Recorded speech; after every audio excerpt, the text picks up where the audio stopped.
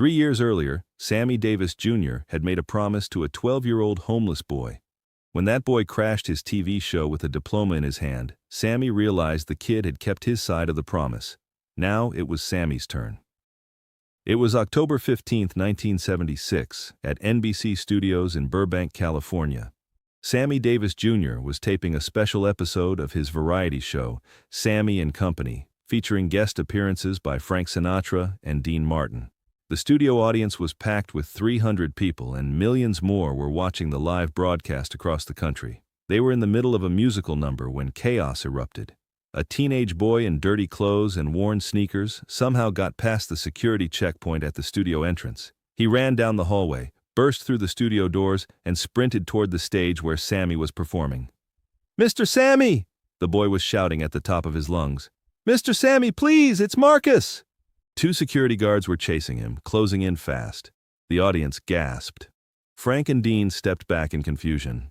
The crew didn't know what was happening. One of the producers was frantically signaling to cut to commercial. But Sammy Davis Jr. saw the boy's face and everything changed. Sammy stopped singing mid-note, stepped away from the microphone stand, and held up both hands. One toward the approaching security guards, one toward the panicking producers. "Wait," Sammy said firmly, his voice carrying through the studio's sound system. "I know this boy. Stop." The security guards grabbed Marcus by the arms, ready to escort him out. But Sammy walked directly toward them. "Let him go," Sammy said, his voice filled with an emotion that nobody in the studio could quite identify. "That's Marcus Johnson. Let him go." The security guards looked confused but released their grip. Marcus stood there breathing hard, tears streaming down his face, clutching something against his chest. Sammy Davis Jr. stood 5 feet away from the teenager, looking at him with an expression of recognition mixed with shock, mixed with something deeper, love, pride, and regret all rolled together. "Marcus," Sammy said quietly. "Marcus Johnson." The boy nodded, unable to speak, just sobbing. Sammy's face crumpled. He closed the distance between them in 2 steps and pulled the teenager into a hug so tight that the cameras picked up both of their shoulders, shaking. The studio was dead silent except for the sound of both of them crying. Nobody understood what was happening. Not the audience, not Frank and Dean, not even most of the crew. But the cameras kept rolling because everyone could sense they were witnessing something extraordinary. After what felt like forever but was probably only 30 seconds, Sammy pulled back and held Marcus at arm's length, looking at him. "Look at you," Sammy said, his voice thick with emotion. "Look how tall you got. How old are you now?" 15, Marcus managed to say. "I'm 15 now, Mr. Sammy." 15, Sammy repeated, shaking his head in wonder. "Last time I saw you, you were 12 years old and barely came up to my chest." Sammy turned to address the confused audience and crew, his arm still protectively around Marcus's shoulders. "Ladies and gentlemen," he said, "I need to explain something. This young man, Marcus Johnson, he and his family, they're the reason I never forget where I came from. And I need to tell you a story." Sammy guided Marcus over to a chair near the piano, had him sit down, and stood beside him with his hand on the boy's shoulder. 3 years ago, Sammy began, I was doing a charity event here in Los Angeles. It was at a community center in Watts, one of the toughest neighborhoods in the city. We were serving Christmas dinner to families who needed it. He paused, composing himself. "And I met Marcus and his mother, Dorothy Johnson." The studio audience was completely silent, hanging on every word. "Dorothy Johnson was a single mother," Sammy continued. "She'd lost her job 6 months earlier when the factory where she worked closed down. She was about to lose her apartment. She had a 12-year-old son to feed, and she was trying so hard to stay strong for him, but I could see she was breaking." Sammy looked down at Marcus with incredible tenderness.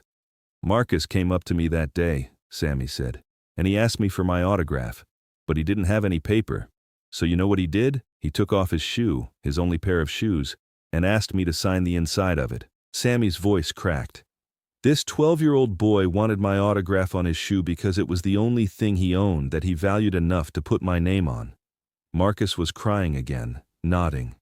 "So I sat down with Marcus and his mother," Sammy said, "and I learned their story. Dorothy had been working at a textile factory for 8 years. Good job, steady pay. Then the company moved operations to Mexico. They let go of everyone with 2 weeks' notice. He paused, letting the weight of that sink in. She'd been looking for work for 6 months, applied to over 300 jobs, got maybe 10 interviews, no offers. She'd maxed out her credit cards, sold everything she could sell. In 1 week, she was going to be evicted. Sammy looked at Marcus, and his voice became softer. And this young man here looked at me with these big, serious eyes and said, "Mr. Sammy, my mama is the smartest, hardest working person in the world. She just needs someone to give her a chance." The audience was crying now. Even Frank and Dean, standing off to the side, were wiping their eyes. "So I made some calls that day," Sammy continued. "I got Dorothy an interview at a clothing manufacturer downtown. She got the job, started the next Monday, and I made sure their rent was paid for 6 months while she got back on her feet." He smiled at Marcus through his tears.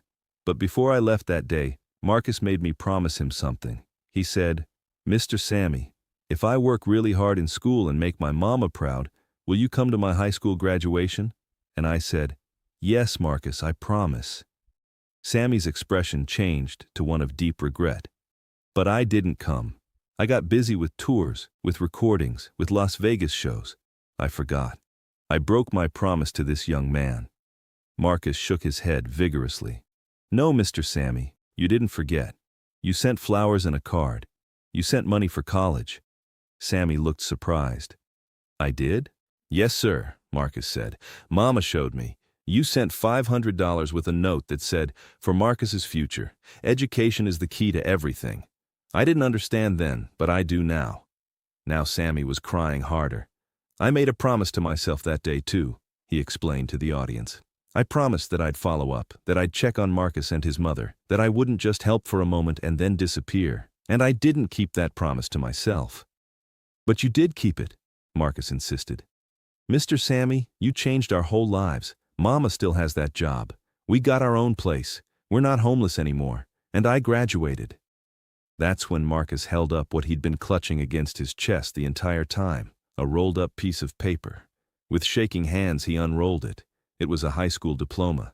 "Marcus Eugene Johnson, valedictorian." The audience exploded in applause. Sammy took the diploma, staring at it in disbelief. "Valedictorian," Sammy whispered. "You're valedictorian?" Marcus nodded proudly. 4.0 GPA, Mr. Sammy. I worked so hard because I made a promise, too. I promised that if you helped my mama, I'd make you proud." Sammy Davis Jr. broke down completely. He pulled Marcus into another hug and just stood there crying, while 300 people and a dozen crew members wiped their eyes. When Sammy finally composed himself enough to speak, he addressed the audience with Marcus still in his arms. "Do you all understand what this young man just did?" Sammy asked. "He broke into a television studio during a live broadcast to find me because he wanted to say thank you and show me his diploma. He wanted me to know that the help mattered, that he kept his promise." He looked at Marcus seriously. "But son, how did you even get in here? This is NBC. They have serious security." Marcus looked sheepish. "I told the guard at the gate that I was your son. Then when he was distracted, I just ran really fast." Despite everything, the audience laughed. Even Sammy cracked a smile. "You told them you were my son," Sammy said. "You always said I was like family," Marcus said. "So I wasn't really lying." Sammy pulled Marcus close again. "You're absolutely right. You are family." Then Sammy Davis Jr. did what Sammy Davis Jr. did best. He turned one person's dream into everyone's possibility. He walked over to the show's producer, who was standing in the wings. "Get me a phone," Sammy said. "Right now." The producer handed him a telephone and Sammy started dialing right there on stage. "UCLA admissions office," Sammy said into the phone. "This is Sammy Davis Jr. I need to speak to someone about a very special young man." The audience watched in amazed silence as Sammy made the call on live television. "I have a young man here, Marcus Johnson," Sammy said into the phone. "He's valedictorian of his high school class with a 4.0 GPA. He's overcome poverty and homelessness. He wants to be a doctor, and I want to pay for his entire education if you'll accept him." There was a pause while Sammy listened. Then he smiled the biggest smile anyone had ever seen. "Marcus," Sammy said, "UCLA wants to meet with you next week. They're willing to consider you for immediate admission for the spring semester." Marcus collapsed, literally fell to his knees on the NBC studio floor, sobbing. Sammy knelt down beside him. "You kept your promise to me," he said quietly. You worked hard. You made your mama proud. You made me proud. Now it's my turn to keep my promise to you." The studio erupted. People were standing, cheering, crying. Frank and Dean were applauding and wiping their eyes. Even the cameramen were openly weeping. But Sammy wasn't done. He stood up and addressed the cameras directly, speaking to the millions of people watching at home. "I want to talk to everyone watching this," Sammy said. "Marcus broke into my show today because he wanted to say thank you. He wanted to show me his diploma. He wanted me to know that my help mattered." He paused, letting that sink in. "But here's what I need you all to understand. Marcus is one kid, and there are thousands, tens of thousands of kids just like him. Kids who are brilliant and hardworking and talented, but they're stuck in situations they can't control." Sammy put his hand on Marcus's shoulder. "So here's what we're going to do. Starting tonight, the Sammy Davis Jr. Foundation is creating the Future Leaders Education Fund. We're going to find kids like Marcus, homeless kids, poor kids, kids who have the grades and the drive but not the resources, and we're going to send them to college." The audience went wild, but Sammy held up his hand. "We're starting with 25 scholarships this year," Sammy announced. "Full ride to any accredited four-year college, and Marcus Johnson is scholarship number 1.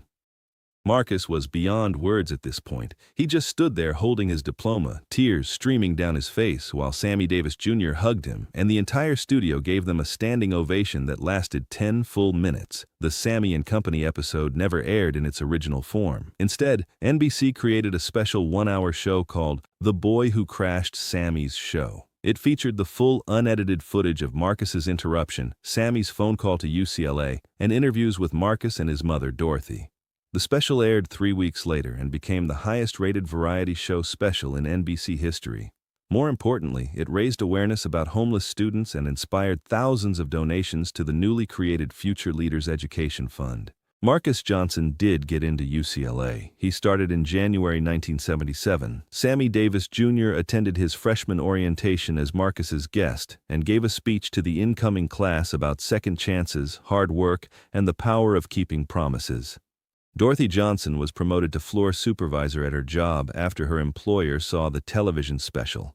She became a spokesperson for the Future Leaders Education Fund, helping identify other students who needed assistance. The education fund grew beyond anyone's imagination. In the 10 years before Sammy's death, it sent over 400 students to college. The graduation rate was 89%, far higher than the national average.